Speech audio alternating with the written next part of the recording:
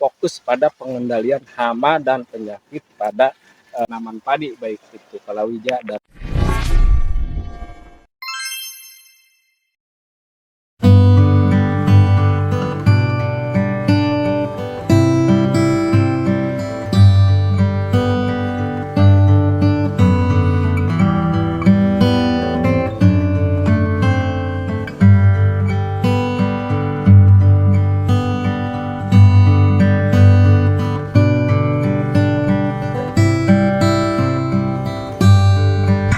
Assalamualaikum warahmatullahi wabarakatuh, sahabat mitra tani di mana saja berada, semoga dalam keadaan sehat walafiat tanpa kurang suatu apapun. Kali ini kita akan memanfaatkan lahan yaitu yang biasa digunakan pada tanaman padi. Dan berhubung yaitu sekarang itu menghadapi cuaca yaitu anomali iklim, jadi mungkin setidaknya walaupun musim kemarau pada tanaman palawija yang ada di sini ya, setidaknya agak sedikit kurang normal ya dibandingkan dengan kebiasaan, karena kan kami rasa yaitu secara budidaya ya tanaman khususnya yang ini timun ya, jadi mungkin pertama yang lebih itunya, yang lebih titik tumpunya yaitu pada penyiraman ya, karena kan keterbatasan yaitu air, kita ngambilnya jauh dari kali atau sungai sangat jauh, jadi hanya sebatas mencari mata air yang ada di wilayah terdekat. Itu juga kita berebut dengan warga yaitu untuk mandi, cuci dan sebagainya ya. Jadi inilah kondisinya ya tanaman kita kali ini, dikarenakan biasanya ya di musim kemarau ini karena kan full cuaca terang yaitu sinar matahari ya, jadi biasanya itu tanamannya bagus. Ini karena kan mungkin suhu kelembaban tadi yang dikatakan anomali iklim, jadi seperti ini ya. Kita kaji lagi ke belakang gitu terkait bahwa kita menggunakan lahan area itu tanaman padi, salah satu diantaranya yaitu untuk memutus yaitu siklus mata rantai, terutama yaitu jenis hama dan penyakit ya.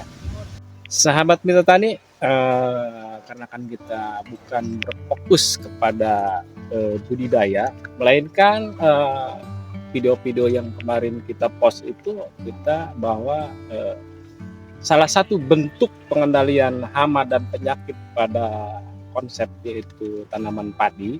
Jadi diantaranya di kita itu tanda hujan ya, pengairannya tanaman padi itu di musim hujan. Jadi menggunakan yaitu air hujan. Nah, tadi musim pertama tanam padi, musim kedua tanam padi juga, dan musim ketiga itu kita bercocok tanam yaitu jenis palawija. Nah, kita berfokus yaitu bukan pada budidayanya, tapi fokus pada pengendalian hama dan penyakit pada tanaman padi, baik itu palawija dan lain sebagainya ya.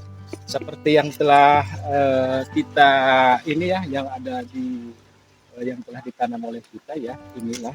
Jadi salah satu bentuk pengendaliannya itu yang paling efektif inilah ya, sahabat kita semuanya. Karena kenapa? Karena kan pertama, kedua dan ketiga kita itu nanam palawija, yaitu diantaranya untuk memutus siklus mata rantai yaitu hama dan penyakit. Jadi setelah musim tanam kedua yaitu hama dan penyakit itu kan di area wilayah kita itu masih cukup potensi juga ya. Jadi kalau sekiranya tidak ditanami jenis palawija seperti timun, jagung, yaitu kacang ya, nah inilah.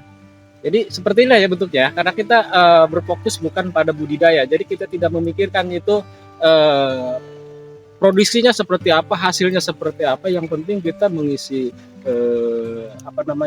di musim kemarau, yaitu memanfaatkan musim kemarau, yaitu yang paling cocok itu tanam palawija. Karena kan kalau musim kemarau, karena kan bentuk palawija itu tidak sangat sangat atau membutuhkan air, jadi cukup walaupun kering tapi cukup lembab itu tanaman sayuran seperti timun, bonteng, dan seperti itu jagung, timun dan kacang itu cukup disiram, jadi walaupun kering yang penting lembab, mereka itu tumbuh bagus. Nah, dikarenakan tadi dikatakan bahwa sekarang itu anomali iklim, jadi suhu jadi ketika musim kemarau itu di luar rata-rata normal gitu kan. Jadi kalau istilahnya itu abnormal, walaupun sinar matahari cukup bagus ya, kalau misalkan suhu dan kelembabannya normal atau di rata-rata normal, maka mungkin tanaman ini lebih bagus ya, dan hasil produksinya juga mungkin lebih meningkat. Jadi kepada sahabat tani di mana saja berada ya, sahabat tani di mana saja berada, kita jangan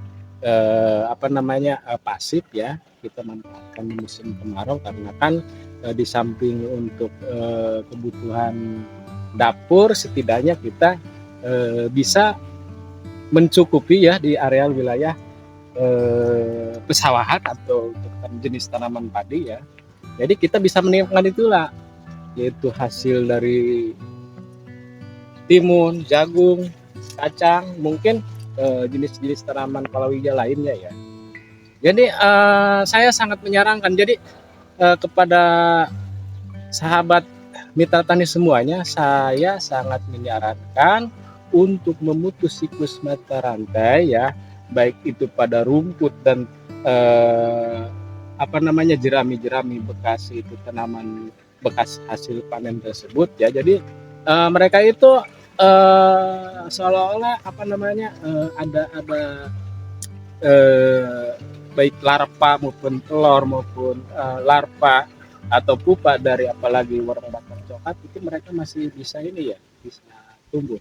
Jadi diganti dengan tanaman palawija, maka jenis hama dan penyakitnya juga berbeda. Jadi untuk ketika datang musim penghujan, kita menggarap lahan.